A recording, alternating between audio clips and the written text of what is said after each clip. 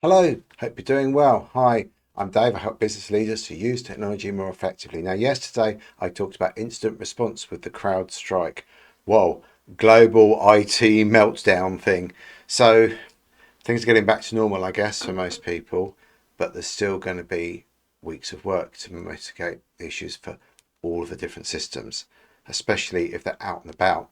I saw a picture someone sent me yesterday of all of these vending machines that someone's going to have to go to and probably end up changing the boards in, because I'm not sure that it's very easy to access these embedded systems inside the machine itself. But what I want to talk about isn't that. People will say to me, well, look, what we need to do is we need to delay these updates so that this doesn't happen again. And I just want to be very clear on this. That probably won't help. It's simply a matter of time before these kind of incidents occur again. Now, I remember talking with my dad when I was at school about the risks of a global pandemic, and it seemed really obvious that we should take steps to put in place to mitigate these kind of risks to society. But however, it transpires that humans are really bad at understanding risks. So just let me be clear. You need to know enough about how risks works and how to create a risk matrix. If you know how to do that, you can skip forward in this video. But if you don't, it's very simple. What you do is you make a list of all the risks that you can think of. Then you write down the impact in another column. From just do it in Excel from 1 to 3. One's the lowest risk, 3 is the highest in terms of impact, and then the probability. 1's the lowest, 3 is the highest, and then you just multiply those two numbers together. That gives you a risk score, and then you sort by the highest score, and then you can go through and try and deal with some of those risks, and you can either ignore them, you can mitigate them, or you can eliminate them. That's it. But the problem we have is with the unknown unknowns, and I talked about this yesterday, is it's very likely that the changes that CrowdStrike made, and bear in mind that CrowdStrike is a great product. It's a big company. It's used by lots and lots of big organisations. So there isn't really a problem there. I'm sure that they do have a very strong process to make sure that updates don't damage the machines. But what happens with the unknown unknowns is that there's something that they didn't appreciate or things that came together in a particular situation that caused this incident. Now, when it comes to patching, the way that it works is kind of in a kind of we start with the test patch, and then we deploy it to some test machines, then we deploy some more machines, and then we deploy it globally. So it must have gone through all those test iterations, I would assume. I can't see how they would have missed that, unless it's malicious, but it doesn't seem to be. And the point here is that what people are saying to me is that, well, what we need to do is we need to create more layers, so it affects less machines. But the problem with that is that we don't have much time in terms of cybersecurity. So this isn't a technical video. I'm trying not to get into the weeds of it. But the point here is this, that if you think by delaying patching that you're making your system more secure, you're not, because we've now seen vulnerabilities affect systems from proof of concept to the exploit being out there within 22 minutes. So if you're taking weeks to patch your devices, which might have been fine 10 years ago, you're going to get serious cyber incidents. So you might argue, well, we need to disconnect these systems from the networks. I don't think that's a realistic solution either. I think what we really need to do is we need to do more stuff around change management and incident response. So when it comes to change management, we need to trickle out these changes and not do big bang, but we need to do it fairly quickly. So unfortunately, it took CrowdStrike over an hour to patch this problem, probably because it wasn't something that they knew about. It wasn't obvious what the root cause was.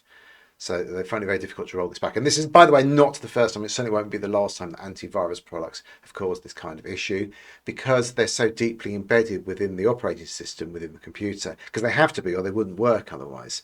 What happened is that the pipes that allow different applications to talk to each other, CrowdStrike looks at those, sees as an issue, and then tries to remediate. And for some reason, that bit of code caused the machines to blue screen.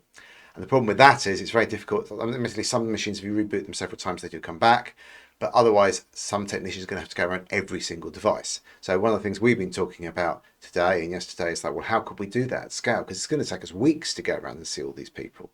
Well, a lot of these people work from home nowadays in small businesses. They're quite dispersed. How are we going to manage that? Well, I think what we're going to end up doing is creating some kind of surgery where people come to us. So we'll set people up, and people come to the office or various technicians' houses, a lot of them work from home, and they're going to drop the machine off and then come pick it up later once it's fixed, or wait while it's fixed. I can't see a better solution. I really can't see it working for us to go to hundreds of different locations, because it's going to take way too long. And in a big global corporation, they're going to have the same problem. Fortunately, we've now found some other ways we could possibly access the machines. There's Intel corporate machines often have a remote control tool. We could possibly turn that on. And some machines we've been able to, I've seen that people have been able to patch with some of the Microsoft management tools. But the problem is, because the machines blue screen while they're booting, it's very difficult. So some people have had success booting into safe mode with, I'm not sure I really want to explain all this, safe mode with networking, and that gives it a bit more time.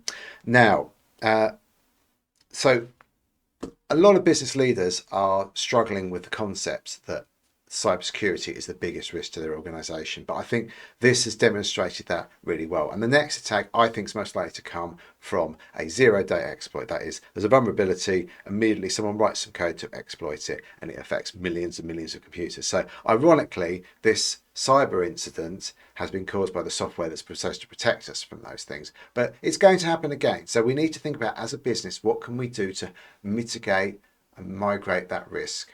The first thing I think you can definitely do is start to use tools and techniques that the emergency services, the military use to try and work on a process for instant response. What that might look like is having a solutions in place, so when there is an incident and we don't know exactly what's going to happen, you find a way of communicating with your team, with your customers, with your suppliers as quickly as possible to keep people informed of what's happening, because we can anticipate that IT systems are going to stop working. We don't know how, when, where exactly, but you can put systems in place. So for example, some of the airlines I saw had under their desks paper tickets, so they could write out the boarding passes and then hand them to people. They could print off the boarding checklists. But what a lot of airlines did was they just ground door flights. I don't think that was necessary, but obviously companies like Ryanair, they've got very, very fast turnarounds, maybe 30 minutes. So they're not going to be able to do that if there's all these extra manual processes in the way. So a better solution, I think, is to have some kind of interim where you say, okay, we're going to cut 20% of the flights for the next 3 hours until we can figure out what it's going to look like. We need a method of communicating with all our teams. We're all disparate teams, a lot of us nowadays. If their computer doesn't work and that's the only way you can communicate with your team at scale, how are you going to communicate with them? And again, these sort of things can be thought of in advance. You can have some kind of web app and you can tell people, hey, if your computer doesn't work, you can't get hold of anybody, you can ring this number or you can go to this web portal, and that will enable you to communicate with us.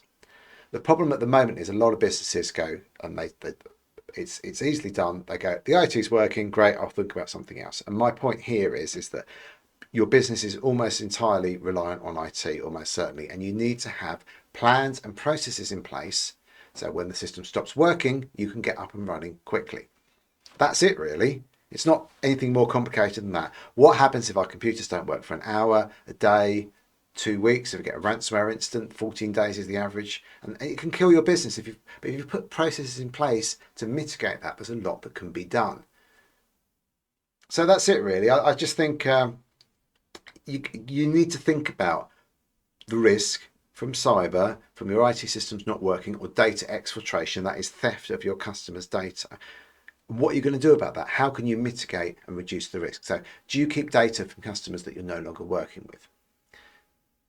Do you have backup redundant systems? Do you have some kind of failover system? Can you leave a message when people ring up on your phone system, say, hey, we've got a problem with X, please bear with us? And the point here is that if you don't have those processes in place because you think, oh, IT is all beautiful and working, you're going to run into problems. And take lessons from people that have learned from this. Look at emergency services. They've got backup redundant systems, and these things cost money, but when things go wrong, you've got the process, the plan, and you can start to implement it. The plan's going to change very quickly, but at least you've got something in place. You can get your incident response team together and you can start getting things back to normal. I hope that's helpful. So it was another bit of a rambling video, but I do think it's important to realize that these kind of IT incidents are going to happen again, and hiding, burying yourself in the bomb shelter is not going to really help. You've got to kind of plan out what you're going to do, because we need to, as society, make sure that we've got sufficient systems and processes in place. So things like nuclear leaks, ransomware, a global pandemic don't have such detrimental abilities on society if we want to stay successful. And we need to do something about disinformation, but that's for another day. Thanks for watching, and I hope you have a great day. Hope you've been able to get your business working again, haven't been too impacted by CrowdStrike. I've offered to help, as a lot of other IT pros. If you are struggling, do get in touch. Thanks for watching. Talk to you soon.